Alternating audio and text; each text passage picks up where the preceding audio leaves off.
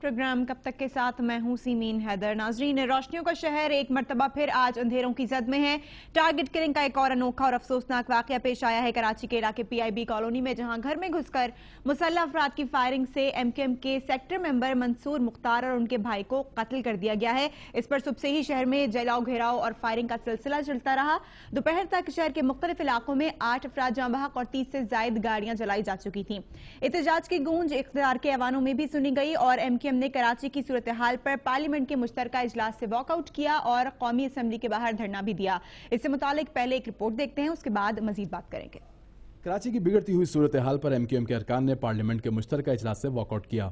MQM के रहनुमा हैदर अब्बास रिजवी ने मीडिया से गुफ्तगू करते हुए वाज़ेह किया कि बदतरीन दाखिली सूरत हाल में खारजा पॉलिसी पर बहस करना मुनासिब नहीं। जो दाखिली एतबार से मजबूत और तवाना होते हैं, उनके दाखिली मसाइल कम से कम होते हैं, वही तमाम मुमालिक दुनिया में एक मुतवाज़िन गैर जानिबदार दाखिला पॉलिसी लेकर खारजा पॉलिसी लेकर उभरते हैं।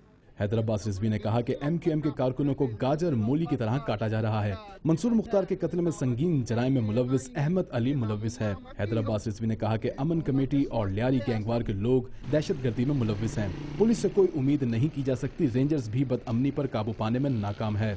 इस करने वाले का नाम अहमद अली है, जो PIB के इलाके में पहले 17 मर्डर्स की FIR में नॉमिनेटेड है।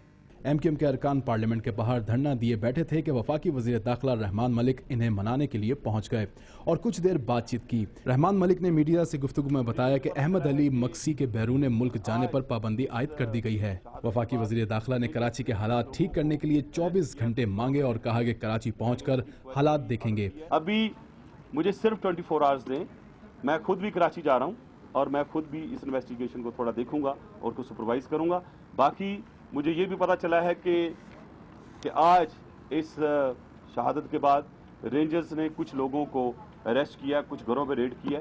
मैंने उसकी इंक्वायरी अभी ऑर्डर की है। उन्होंने कहा कि भत्ताखोरी के खात्मे के लिए बड़े ग्रुप्स पकड़े गए हैं और भत्ताखोरों के खिलाफ कार्रवाई जारी रहेगी। रहमान मलिक ने कहा कि जिसके खिलाफ सबूत मिलेगा उसके खिलाफ बिला इम्तियाज कार्रवाई की जाएगी। हम इंशाल्लाह वो लोग जो मुलव्वस हैं उनको भी पकड़ेंगे और जिन के खिलाफ जिस किस्म का भी क्लू मिलेगा बगैर किसी डिस्क्रिमिनेशन के विल कैरी आउट किया।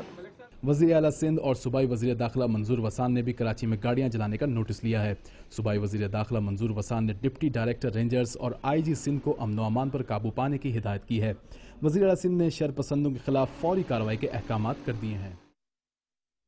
वफाकी वज़ीर दाखिला ने तो कराची के हालात ठीक करने के लिए 24 घंटे मांगे हैं और किसी भी शख्स के खिलाफ सबूत मिलने पर कार्रवाई करने का ऐलान किया है। लेकिन नाजरीन, कराची के हालात पर आज पूरी कौम ही परेशान दिखाई देती है, क्योंकि आज जो कराची में वाकया पेश आया, अफसोसनाक वाकया, और क्योंकि कराची मुल्क का मुआशी हब है और आए रोज शहर के बिगड़ते हालात से कोई खास तबका मुतासर नहीं हो रहा, बल्कि हर फर्द हर तबका मुतासर हो रहा है, क्या मजदूर और क्या ताजिर।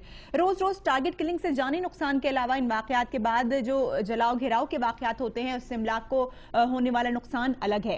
कराची में सिर्फ एक दिन में होने वाली हड़ताल या एहतजाज से मुल्क की मईशत को 3 से 4 अरब रुपए का नुकसान उठाना पड़ता है। इस तमाम सूरत हाल के तनाजुर में तारीख के आईने में खुद को देखें तो अपना ही चेहरा मस्क नजर आता है।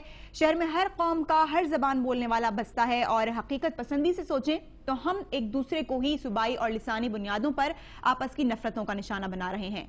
आम आदमी के जहन में सवाल ये पैदा होता है कि कराची में जो कुछ हो रहा है, क्या ये सिर्फ हाल ही की बात है या माजी भी कुछ मुख्तलिफ नहीं था? टारगेट किलिंग का बीज बोया किसने? शहर के अमन का दुश्मन आखिर है कौन? ऑपरेशन के ड्रामे और अमन के दावे तो बहुत होते हैं, लेकिन आज भी आम आदमी की जान और माल की सिक्योरिटी की गारंटी किसी के पास नहीं है। आज शामिल गुफ्तगू करेंगे MPA हैं MQM की हीर सोहो साहिबा, उनको शामिल गुफ्तगू करेंगे। इसके अलावा हमारे साथ मौजूद हैं पाकिस्तान पीपल्स पार्टी को रिप्रेजेंट कर रहे हैं रफीक इंजीनियर साहब, और इसके अलावा सीनियर तज्जियाकार नज़ीर लगारी साहब भी हमारे साथ मौजूद हैं। इन्हें भी मेहमानों को भी शामिल गुफ्तगू करेंगे, लेकिन पहले लेंगे एक ब्रेक।